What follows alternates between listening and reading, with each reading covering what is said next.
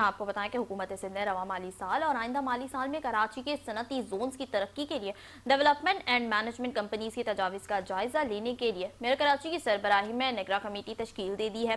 इसी हवाले से मजीद तफसीलात जानते हैं नुमाइंदा 5 न्यूज़ शकील नाइज से। जी शकील नाइज, अपडेट कीजिएगा।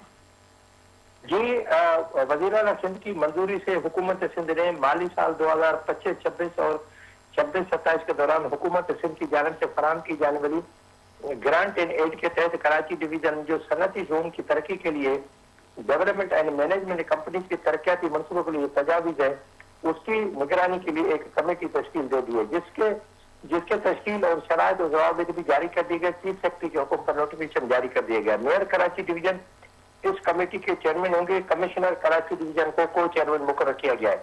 मुतल्लिका अजला के डिप्टी कमिश्नर सेक्रेटरी महकमा इंडस्ट्री कॉमर्स को इसका रुकन बना दिया गया है।